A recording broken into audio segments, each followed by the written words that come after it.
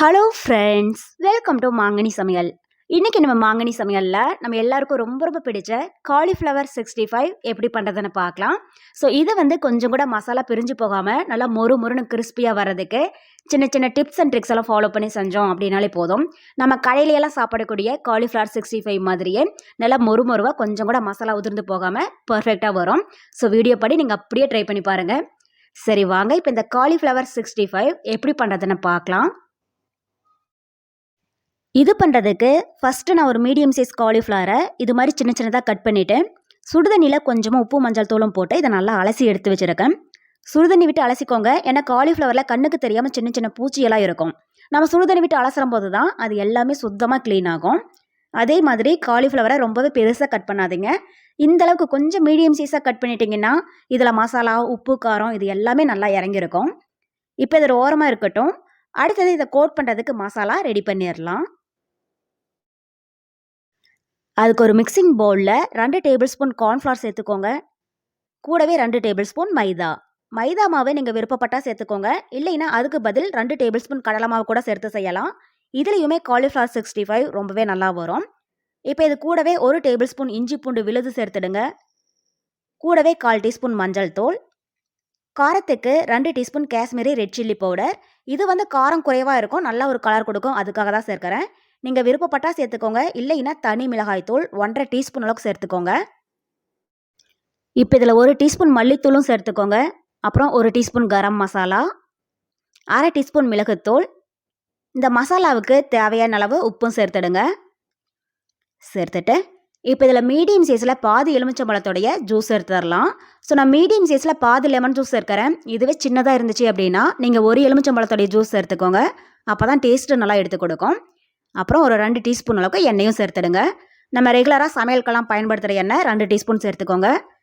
சேர்த்துட்டு இப்போ இதில் கொஞ்சம் கொஞ்சமாக தண்ணி தெளித்து நல்லா திக்கான மாவு பதத்துக்கு இதை கலந்து எடுத்துக்கோங்க. தண்ணி ஃபஸ்ட்டே ரொம்பவே அதிகமாக சேர்த்துடக்கூடாது. இது மாதிரி கொஞ்சம் கொஞ்சமாக சேர்த்து கலந்துக்கோங்க. ஏன்னா நம்ம எண்ணெய் சேர்த்துருக்கிறதுனால தண்ணி அதிகமாக தேவைப்படாது. பாருங்கள், இப்போ மசாலா ரெடி ஆகிடுச்சு. உங்களுக்கு பார்க்குற போதே தெரியும், இந்த அளவுக்கு நல்லா திக்காக இருக்கணும். அப்போ தான் இது காலிஃப்ளவரில் நல்லா கோட் ஆகும். இப்போ இதில் நம்ம க்ளீன் பண்ணி எடுத்து வச்சுருக்கிற காலிஃப்ளவரை உள்ளே சேர்த்துடலாம். சேர்த்துட்டு இப்போ இந்த மசாலா காலிஃப்ளவரில் நல்லா கோட் ஆகிற மாதிரி இதை கலந்து விடுங்க. ஸோ நம்ம எடுத்துருக்கிற மீடியம் சைஸ் காலிஃப்ளவருக்கு இந்தளவுக்கு மசாலா பொருள் அளவாக இருக்கும். நீங்கள் எந்த சைஸில் காலிஃப்ளவர் எடுக்கிறீங்களோ அதுக்கு தகுந்த மாதிரி எல்லா மசாலா பொருளையுமே கூட்டி குறைச்சி ஆட் பண்ணிக்கோங்க. பாருங்கள், இப்போ மசாலா எல்லாமே காலிஃப்ளவரில் நல்லா கோட் ஆகிடுச்சு. இப்போ ஒரு மூடி போட்டு மூடி வச்சுடுங்க. இது மசாலாவில் ஒரு 10 நிமிஷம் நல்லா ஊறட்டும். அதுக்கப்புறமா நம்ம இதை எண்ணெயில் போட்டு பொரிச்சு எடுத்துடலாம். இப்போ பாருங்கள், ஒரு 10 நிமிஷம் போல் காலிஃப்ளவர் மசாலாவில் நல்லா ஊறிடுச்சு. அதிக நேரம் ஊற வைக்கணுங்கிறது இல்லை, கரெக்டாக ஒரு 10 நிமிஷம் போல் ஊற வச்சிங்கனாலே போதும். இப்போ அடுத்தது இது எண்ணெயில் போட்டு பொரிச்சு எடுத்துடலாம். அதுக்கு கடாயில் எண்ணெய் நல்லா சூடாயிட்டு இருக்கு. இப்போ எண்ணெய் சூடானதும் ஸ்டவ் மீடியம் ஹீட்டில் வச்சுட்டு நம்ம ரெடி பண்ணி வச்சுருக்கிற காலிஃப்ளவரை உள்ளே சேர்த்துடுங்க. ஒரே டைமில் மொத்தமாக சேர்க்காம இது மாதிரி கொஞ்சம் கொஞ்சமாக இடைவெளி விட்டு விட்டு சேர்த்துக்கோங்க. அப்போ தான் ஒன்றோட ஒன்று ஒட்டாமல் இருக்கும். எண்ணெய் பார்த்தீங்க அப்படின்னா ரொம்பவே சூடாக இல்லாமல் மீடியம் ஹீட்டாக இருக்கிற மாதிரி பார்த்துக்கோங்க. ரொம்பவே சூடாக இருந்துச்சுன்னா மேலே மசாலா சீக்கிரமாக கலர் மாறிடும். உள்ளே காலிஃப்ளவர் சரி வர பொரிஞ்சிருக்காது.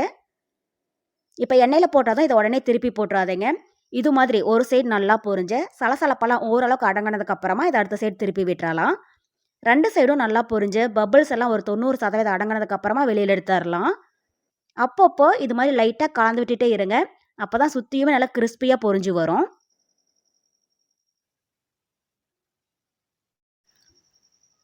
பாருங்கள், இப்போ காலிஃப்ளவர் 2 சைடும் நல்லா பொரிஞ்சு பபிள்ஸ் எல்லாம் ஒரு 90% அடங்கிடுச்சு.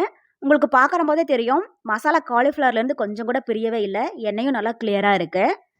அதே மாதிரி ரொம்பவே கலர் மாற விட்டுடாதீங்க. இந்த அளவுக்கு அந்த சலசலப்பெல்லாம் நல்லா அடங்குச்சுன்னா போதும். இப்போ இந்த ஸ்டேஜில் இது எண்ணெயிலேருந்து வடித்து தனியாக ஒரு பிளேட்டில் எடுத்து வச்சிடலாம். பிளேட்டில் ஒரு காட்டன் கிளாத் என்ன டிஷ்யூ பேப்பர் இருந்துச்சுன்னா விரித்து அதில் சேர்த்துடுங்க. கொஞ்சம் நஞ்ச எண்ணெய் இருந்துச்சு அப்படின்னா கூட அது எல்லாத்தையுமே ஈட்டிடும். இப்போ இதே மாதிரி மீதி இருக்கிற எல்லா காலிஃப்ளவரையுமே எண்ணெயில் போட்டு பொரித்து எடுத்துக்கோங்க. அவ்வளோதான். இப்போ நம்ம எல்லாருக்கும் ரொம்ப ரொம்ப பிடிச்ச காலிஃப்ளவர் 65 நல்லா மொறு மொறுவாக சூப்பராக தயாராகிடுச்சு. இதை நம்ம ஈவினிங் டைம் ஸ்நாக்ஸாக சாப்பிடலாம். இல்லைன்னா சாம்பார் சாதம், ரசம் சாதம், பிரியாணி, புலாவ் இது மாதிரி வெரைட்டி ரைஸ் கூட சைட் டிஷ்ஷாகவும் வச்சுக்கலாம். ரொம்பவே நல்லா இருக்கும். ஸோ கண்டிப்பாக நீங்கள் ட்ரை பண்ணி பாருங்கள். ட்ரை பண்ணி பார்த்துட்டு எப்படி இருக்குன்னு கமெண்ட் பாக்ஸில் சொல்லுங்கள். என்னோட இந்த ரெசிபி வீடியோ உங்களுக்கு பிடிச்சிருந்தா லைக் பண்ணுங்க, உங்க ஃப்ரெண்ட்ஸ் அண்ட் ரிலேட்டிவ்ஸ் கூட நிறைய ஷேர் பண்ணுங்க. மறக்காம மாங்கனி சமையலுக்கு சப்ஸ்கிரைப் பண்ணுங்க. நன்றி.